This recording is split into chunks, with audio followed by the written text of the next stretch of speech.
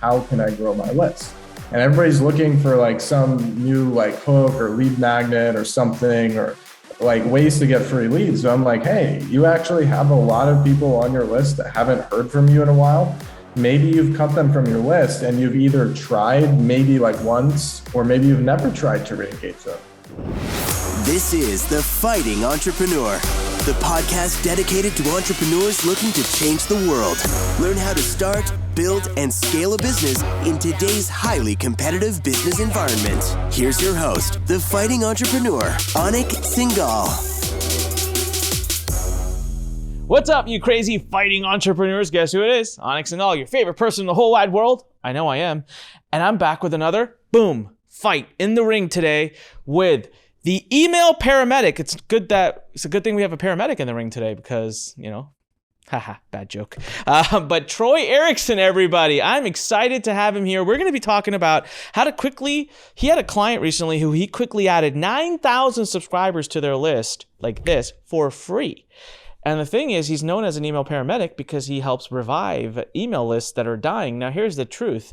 At Lurn, I've got probably over 1 million plus people that are not getting mailed anymore because, well, we put them in the hospital some time ago. So it's a good thing that we've got a paramedic here. I'm going to be asking him how to revive those. You get to listen in, take notes. And just so you guys know, this knowledge is so valuable that I fully intend to pay him money after this podcast. So you need to listen. This is some serious stuff. Now, before I get further into this, I've got to do my promos, right? So lurn.com, Lurn.com. You're either a part of the revolution or you're standing by on the sidelines watching it move right by you. Entrepreneurs will save the world. Are you one of them or are you not? It's free to join, Lurn.com. And of course, if you're watching this on YouTube, come on. Smash that subscribe button, hit the thumbs up button, just click around, do stuff, leave a comment. It sends YouTube positive news and they spread the word more for us. And of course, onicpodcast.com to listen and binge listen to all of our prior episodes. We are on every podcast platform. Please make sure to subscribe and leave us a great review. It helps us a ton. Thank you very much. All right, so Troy Erickson, who is our guest today, was introduced to me by a very dear friend of mine and someone who I've worked with for many, many years. He used to actually be here at Lurn. He's helped me put this place together. His name is Dan Lehman. He's one of the smartest marketers I know. So I'll tell you one thing. There's very few people in the world that message me and get my attention immediately. Dan's one of them. So when Dan tells me, hey, I have someone for you, I really think you should pay attention to them, I pay attention by default without anything, right? So he introduces me via message to Troy and says, Anik, Troy can do a few really big things for you. A, he can help you avoid the promo tab. B, if you've got a lot of leads that need to be revived, he can do that. And that's one thing at Lurn. We got a lot of them, a lot. I mean, easily 1.5 million email leads that could be revived. And so I said, yeah, absolutely. I'm going to talk to Troy. So it's taken us a little bit of time. That's my fault. All right. I've been running around distracted. I'm really glad we could have this conversation today with Troy. I promised I would make it worth his while. So that's why I'm asking. Make sure you leave a comment below and spread the word about this podcast interview. He just told me another really interesting stat, which is super impressive. In 2019, he had generated $32,000. That's awesome. That's less than 2 years ago. 2021, he's going to do over 2 million. I don't even want to figure out what that growth rate is, but sounds like something you should be paying attention to, right? So he is here today with us. He runs an agency. We're going to give you access to him at the end if you want his help to revive your list, if you want him to manage your email list. He also teaches people how to build an entire business by managing email lists. So you have a lot to take away from this interview. So Troy, man, thank you so much for being here.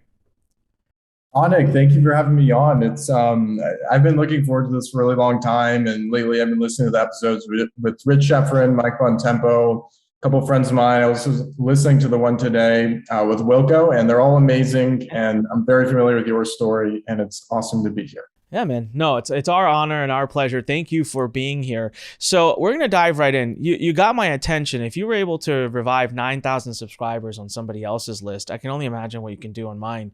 I'm taking a guess, but it's probably between 1 to 1.5 million people that have maybe subscribed to us a few years ago, and then they weren't opening, so we've squeezed them out.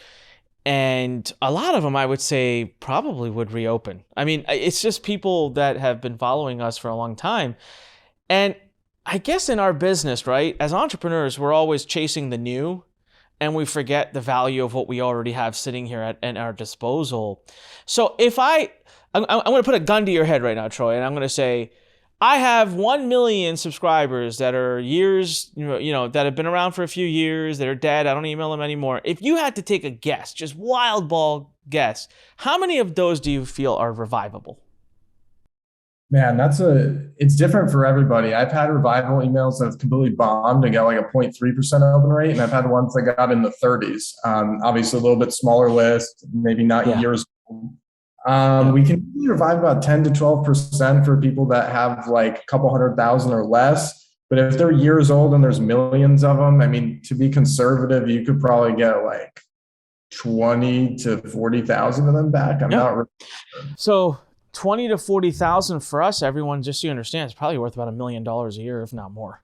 And so that's no laughing matter. That's a huge amount. If nothing else, I mean, it's just also reach, right? So we've started doing our email marketing so differently now. We have a newsletter that everyone loves, but there's so many people that never experienced that because we started the newsletter maybe 4 or 5 months ago.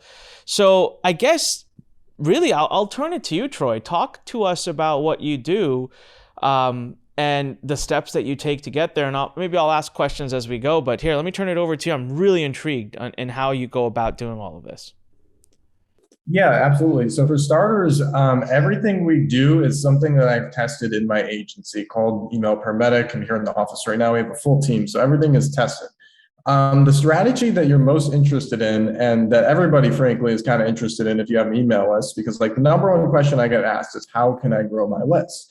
And everybody's looking for like some new like hook or lead magnet or something, or like ways to get free leads. So I'm like, hey, you actually have a lot of people on your list that haven't heard from you in a while.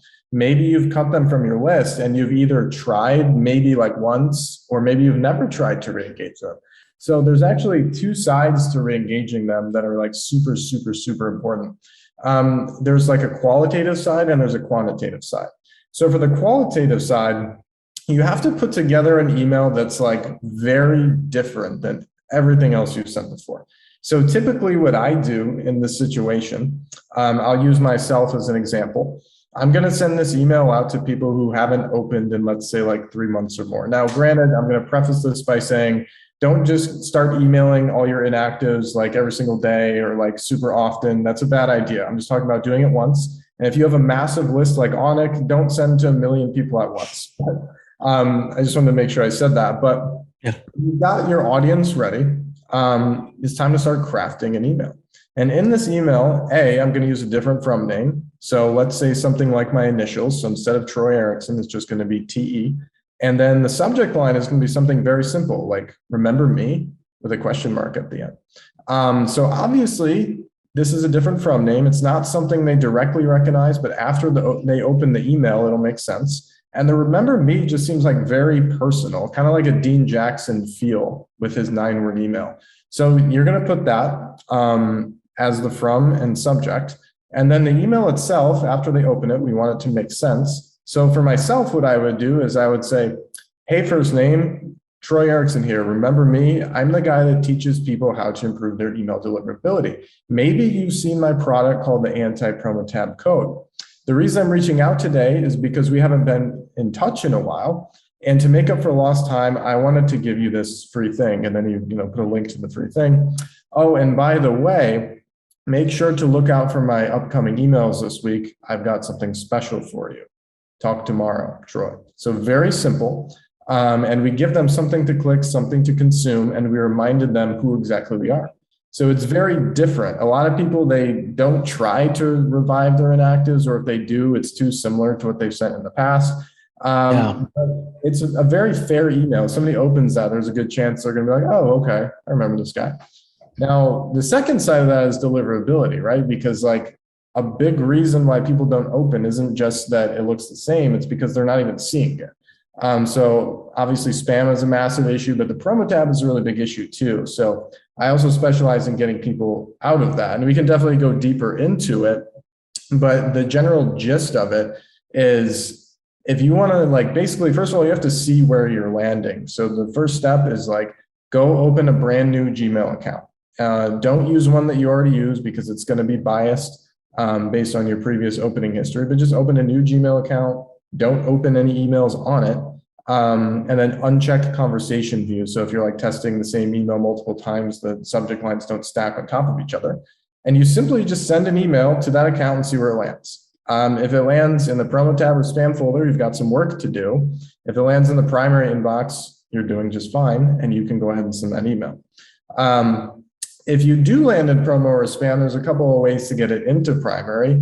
There is a hard way and there's an easy way. So the hard way is essentially you're just kind of guessing and checking the email. So the things that you can change in order are obviously the domain name. Like, we don't want to do that, but if we have to, we will.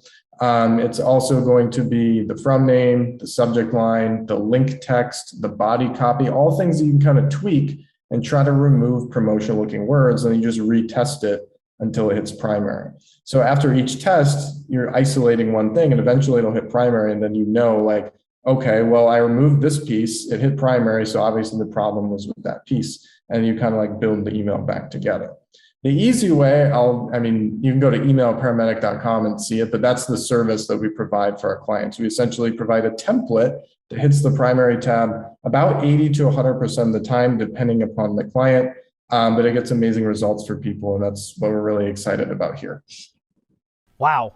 That was probably the most concise explanation of what to do and how to do it and where to do it that I've ever had on this podcast. I'm 240 episodes in, dude. That was awesome. Thank you. I love the different from name. I love the subject line, hey, remember me. I would open that. So I'm going to go back. I have a question. So let's say I took 50,000 of my 1 million, right? And I do this. Let's say I try to take 50,000 of like the most recent ones, but just the ones I haven't opened in the last few months. And I do them in batches so that I'm not sending too many at one time. And I use this. And let's say of the 50,000, I don't know, 10% open. So now I got 5,000 or 5% open, right? I got 5,000 now or whatever, 2,500 that I've opened. What do I do with them? Is there a second, third, fourth kind of templated email, or do you just automatically dump them into the openers list? It depends what you've got going on. So if you're in a rush, like a lot of entrepreneurs, I suppose you could add them back to the openers list. But if you want to be super specific, then yeah, you could definitely craft an email that goes out to them that's like, hey, yesterday I told you this, or kind of guides them down the path that's going to give them your best content. And the way that you find your best content is you simply look back at your previous emails and see what did the best. Another really cool thing I like to do that also helps with deliverability, because it generates a lot of clicks and you can tag people, is I'll send an email out that's just like, hey, first name, I wanted to follow up from yesterday since you're back on the list. What are you most interested in? Click one of the following. And then you just put like 3 to 5 links of like what you do. So the first one could be like, I'm interested in improving my open rates. The second one could be, I'm interested in growing my email list. The third one could be, I'm interested in learning how to write copy. Those are just examples using, myself again. And then at the bottom, you say, click your answer now, like reiterate it to them. And it's very simple, it gets a lot of clicks, pretty high open rate. At small scale, like about half the people who open that email click a link. I don't know what it would be at massive scale. Another really good angle you could do is like a reply email that just says like, hey, what's your number one question about blank? And then that boosts your deliverability because the algorithm loves replies. And you get to learn about people. You get to see like, okay, like what problems do they have? Because like all business is you're selling solutions to problems. And you get to see inside people's heads, like what their objections are, what they like, what they don't like. And a lot of people will write a book to you that you can like use for your copywriters to look at. And then after that, you pretty much just look at your previous best performing emails and continue to send those. Oh, love it. Wow, amazing stuff. So, hey, on the promo tab, let's talk about that. So how do you avoid the promo tab? Because I send out a lot of emails, but I can't always use your template. It would get repetitive. So do you advise your clients to kind of use your template every once in a while to get that punch? Or are there things that can be done so that every day the emails are not hitting the promo tab and hitting primary? Sure. So by template, I mean the actual like template that you have, like, how you can save templates in ESPs, you just paste your copy. Oh, okay. And have you built one ever for SendLane? Because we use SendLane for all of our or mailing? So it works on any ESP. So it's something that Okay. yeah, like I've talked to Jimmy Kim, he's cool with it. I've talked to Travis Ketchum, he's cool with it. So it's fully compliant with Gmail and with ESPs. We just make a custom template and it works on every ESP. Or if they don't have templates, we can still make it work. It's just a little more complicated. But yeah, Wow. you can write whatever you want in the email. You can have a ton of images. Like I said, it works about 80 to 100% of the time, depending on the client. That's amazing. That is incredible. I understand now what you mean by templates. It's the actual thing in which the email goes. So we can still type whatever we want in the email. You're just saying, hey, use this template as the background of it, or as like where it sits. And it works with most autoresponders, like you said. For SendLane, you've already spoken to the man himself, Jimmy. So that's great. Amazing stuff. So talk to me a little bit about who you like. So for me, it's simple, right? I'm listening to you talk. I'm already thinking about a team member on my team that I think could start working with you. And I'd love for us to go through our system, pull all these leads out and start, testing and playing with stuff. Let's say most of our listeners are going to either have no email list and they're looking to start an email list, or they're going to have a smaller email list. So for someone who's just starting an email list, the benefit that they get from your services are they can get that template ahead of time, be using it ahead of time, get great opens from ahead of time, get good habits going so that every month or 2 months they're reviving their own openers. So for everyone who's watching, you should be doing this consistently so that you're not sitting in my shoes saying, oh, I have unopeners from 2 years ago, because that's a long time. It's kind of, most of those are gone now. So if you're doing it as you go, it's much better. But do you have services, products, trainings, teachings, coaching for those who are just getting started? Or is your target market for which you teach more of like, hey, come to me when you already have some type of email list to get the best help? Yeah, I actually have two sides to the business. So one of them is here in the office with my team, and we manage lists and we solve deliverability problems. The other side is for freelancers or business owners who might just be starting out. Leadparamedic.com is where you can join this group. It has over 500 members. They're all just like in there, like A, watching trainings, and B, asking questions. And me and my team, we personally review all their emails, all their strategy questions, Wow. everything you could think of. So I do have two sides, and it's really cool because I used to have this like weird like block in my head that's like, oh, I can't be a guru and sell like biz-oppy stuff. But then I started looking at the testimonials. Some of them are wild, and it's just like people going from like making nothing to over 10K a month just by managing email lists. And it's better than being a copywriter, because copywriters a lot of times are just writing in Google Docs, they're sending them to clients, and the clients never give them feedback. It's feast or famine. They don't know if they're going to get hired next month. But as a list manager, it's really hard to get fired if you're just a decent copywriter and you understand like a few strategies, because you're just consistently making your clients money every single month, and it's recurring, it's on retainer, and it's just like a lot more relaxed. I like that. I think that's almost worth another podcast episode one of these days, where it's like, how does someone become a list manager? If someone becomes a list manager, granted, they have to learn how to do the stuff you teach, but how do you typically help them find their first 1, 2, or 3 clients? Do you have a kind of a secret strategy to getting clients? Yeah, so if you've like never had a client before, it's a little bit different, but I always like to tell people it's about sticking to the basics. So there's a lot of gurus out there that will essentially like be like, oh, go post in a Facebook group and like you'll find clients. There's still a lot of truth to that though. It's just about what you post. So there's like 2 types of posts, in my opinion, that work really well. The first type of post is one where you're trying to relate to someone and you're telling like your story and like how you've been like coming along in internet marketing and the struggles you're going through right now. And a lot of business owners, they used to be in that position, so they can relate to that. And it just builds engagement in the groups. And obviously when people see your posts all the time, they start to like you. For example, like if we look at all the internet marketers today, they're just like regular people. They're not movie stars, not professional athletes. It's just people see their face a lot. So you can achieve that at small scale just by posting your story in groups. You can also message people who engage with the post. Don't like, someone's sales pitch, just tell them like, hey, thanks for reading. And then that opens up the door for the second type of post, which is basically like you trying something new, something weird, something different, maybe on a current client, or maybe you wrote like a practice email. And hopefully it's something that you've tested, where you can talk about some unique strategy that you just used and kind of just like spill the beans a little bit. And then that'll attract not as many people, but more qualified people. And then you could like message them with like a Loom video of something they could do better, or like a copy sample, something like that. And the people who really stick to it, they find clients, I don't want to say easily, but it's not as hard as you would think, because most people, they make one post and they give up. Okay, so much genius there, everyone, that needs to be unpacked. So I want to unpack this for everyone. The strategy that Troy is talking about to get clients using your personal Facebook feed, first of all, he's absolutely right. I have students at Lurn that have my attention, and they're not part of our biggest mastermind programs. Why? They're the most active in my Facebook groups. They're the most they're on every webinar. I see them. They comment.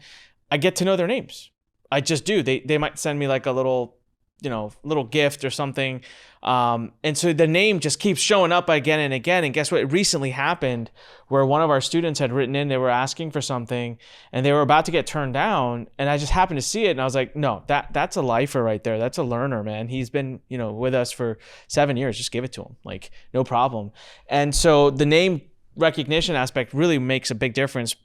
If you want to learn how to use your personal Facebook profile to actually attract clients, I did 2 interviews with Mike Bontempo, who he seriously built his multi-million-dollar agency with basically no paid traffic using his personal Facebook profile. I am testament to it because I paid the kid a lot of money because of his personal Facebook profile. He keeps posting stuff that's interesting, and I keep giving him money because of it. Go listen to that. Go to anikpodcast.com, type in Mike Bontempo, or just type in Mike and then go to the very bottom, and you'll see I've done multiple episodes with him. It's the first 2, I think, that you want to watch. Okay, next, Troy said something superbly amazing that I get so many people saying they want clients, and they're so freaking lazy because this one strategy, you're just too lazy to do it. I bet you do 20 of these, man, I will cut my pinky off if you don't get a client. Now, assuming you do these well, okay? Troy, you said it. Loom video, giving tips and advice for free. Pick 20 people you want to have as a client and get into their work and send them some damn free advice. Make sure it's good advice. Don't give them crap. Make sure you really prove your worth. Here's the thing that happens, right? If you send me review of my work, my ego alone is going to make me click that damn link. I am just curious what you, who I don't know, has to say about me, who I feel knows everything. And then in that video, if you say stuff, and first of all, take a nice and kind approach, right? Because you are speaking to someone's ego. So you take a nice and kind, like, hey, love your work, love what you do, had a few ideas for you. I think it'll help you a lot. And here you go, right? Don't tell them they suck and that everything they're doing is stupid and that they're losing a lot of money, because it just doesn't work. I have had 3 different people do this strategy with me. That is so unimpressive, given the fact that I've been doing this for 20 years and I have a pretty big name and company out there. 3 people have done it for me. 2 of the 3 got a deal with me. 2 of the 3. It just works. And I'm shocked at how many people just won't do this. Now, the reason is I watched it. Now, you know how many people have pitched me? I've probably had 10 to 15 people pitch me for a call or something, which is the worst thing you can do, by the way, a day. I have given up on LinkedIn. I refuse to go to LinkedIn because it's just a bunch of nonsense. Can we get on a call? Can I do this? Can I get to know you better? Send me a video, because I watch that on my own time at 1 a.m. when I don't have calls, when I'm curious. So I'm sorry, I didn't mean to hijack the interview, Troy, but that was just such a big tip. And I wanted everyone to know that I've been on the receiving end, and it works, people. It really does. That was brilliant. Troy, how can people get a hold of you? Because I want everyone to go through your information. I'm being serious, everybody. After this, when we cut this interview, Troy and I are going to have a quick conversation about what his services cost and how I can engage his services. So I want everyone to be really serious about this. How can people find out more about what you do? Sure. So one more thing I want to say quickly is the reason I got on this podcast was because I posted in a Facebook group, and you never know who's watching, but Dan saw it, and that's how we got originally. So you never know who's watching. Look at that. As far as how you can contact me, I suppose there's a few different levels. First one, if you just have general questions about email and you're new, go to faqemail.com. I'll literally send you answers to all the most common possible questions. faqemail.com. Correct. If you're looking for coaching at somewhat of like a beginner or freelancer level, leadparamedic.com. And if you're looking for me to solve all of your deliverability problems for you or potentially manage your email list, and a lot of our clients do 6 figures a month just from email, you can go to emailparamedic.com. Love it. All right. That's brilliant. Man, Troy, thank you so much for joining us today. It's been absolutely awesome. Listen, if you enjoyed this interview, go ahead. You know what to do. Hit subscribe, smash that like button, leave a comment below for Troy. If you're listening to us on audio, make sure please subscribe and leave us leave us some great feedback. Lurn.com. All right. You have 3 URLs that Troy gave you: FAQemail.com, leadparamedic.com, and email paramedic. His name is Troy Erickson. Find him on social media as well and stalk him because he's really, really smart and you should learn what he's doing. Other than that, Troy, thank you very much. And to the rest of you, you know what I always say: when life pushes you, stand straight, smile, and push it the heck back. This is Anik Singal signing off. See you in the next one. Thanks for listening to The Fighting Entrepreneur with your host, Anik Singal.